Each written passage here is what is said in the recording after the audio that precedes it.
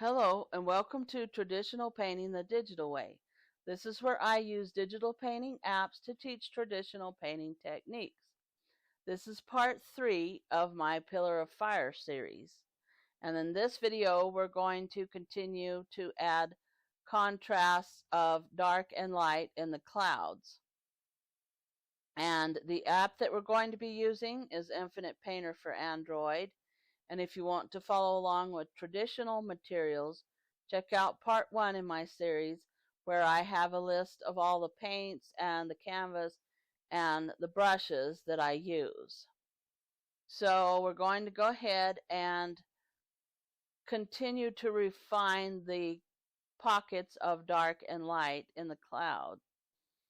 And so here I want to add some more to the darks in the clouds. And I'm using a darker mixture, kind of a ultramarine blue or a phthalo blue, if you're following along with traditional paints, and then a lighter blue, ultramarine blue, mixed with burnt sienna and some white acrylic gesso will give you this lighter blue.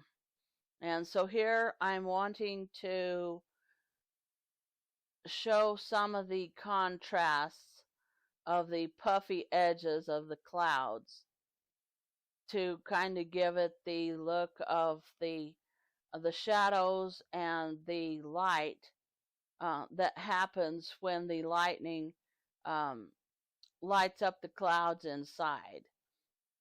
And it just kind of gives it an inner glow. And so I'm trying to show this inner glow with the contrast of dark and light edges. And so we can make these edges a little bit sharper, but we still want to blend them in, especially at the bottom of the clouds. You want them to be pretty soft looking because, again, these are big puffy clouds of water vapor, and so you don't want them to look solid. And so here I'm working on the light pockets up against the dark. And that's the way that you show the contrast, is you use light and darks against each other. And so that gives you the contrast and shows the shadows of the clouds and the three-dimensional look of them. And that's how you get a three-dimensional look to your clouds, is that you keep showing darks and lights against each other. Otherwise they'll look flat. If you just make the whole thing one color, you need to have it a contrast. You need to have darks and lights and different colors. So here I'm just kind of working on the darker colors of the clouds. And then for the edges, where like the lightning is lit up the edges of the clouds, I'm adding some peach color here. And you can use old oil or a filbert brush in Infinite Painter to kind of get this look. And then go ahead and blend it. And one of the things about Infinite Painter that I really like is you can blend things using the same kind of brush that you're adding paint to your picture. So you can blend with the filbert, you can blend with the old oil brush, and it will give you that same painterly look of brush strokes and things like that. Or you can use some of the textures. Sometimes I like to use stucco, sometimes I like to use a cloud texture, just something that kind of gives it a little bit of a vaporous look, I suppose you would call it, or a puffy look. And so I kind of want not a solid edge. I want a little bit of some texture. And you can also play around with the texture on your canvas as well, and the brushes will react to the texture of your canvas in Infinite Painter. That's one of the reasons why I really like this program.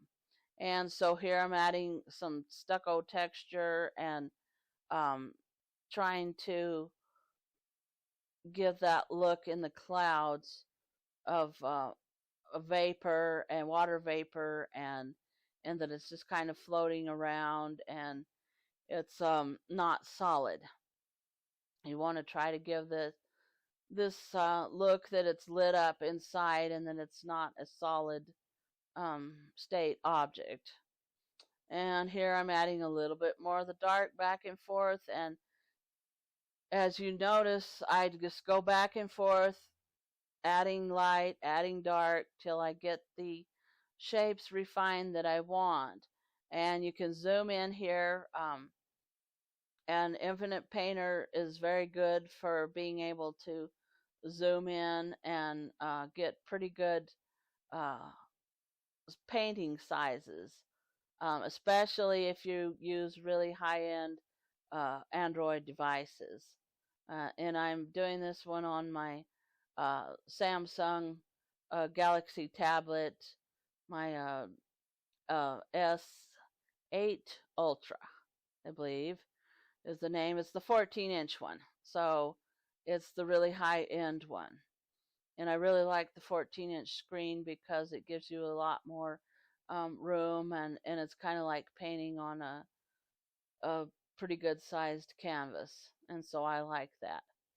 And then here I'm adding a little bit more of the bluish color to the darker color in the clouds, and I'm trying to get more of a refined edge now. We're starting to have enough layer of colors that we're getting a little bit more refined edges, and mostly the refined edges are going to be on the top of the cloud and on the tops of the puffy look on the clouds and the billows of the clouds. And so the bottom parts are going to kind of blend in and smudge in. And if you're following along traditionally, you can do this with a paper towel or your finger. If you don't want to get paint on your finger, though, you can use a paper towel or a rag or something like that. And so that's what I'm trying to do here, trying to get these final edges and final shapes of the billowy look in these clouds here. But at the same time, I don't want to kill all the light color that is the look of lighten up the clouds inside there. So here I'm working a little bit more on the lighter color, sort of the middle color. There's three colors in this, three values, shade values, not colors, but values. There's a really dark, there's medium shade, and then there's a really light shades in these clouds. And you have to have all of them because that gives you the depth and the three-dimensional look. And here I'm working a little bit more using the textured brushes, the stucco brush, just trying to get kind of a vapory look that these clouds have. And so I'm working on the edges in the middle there and trying to get kind of a match that color. And you can use the color picker to do that.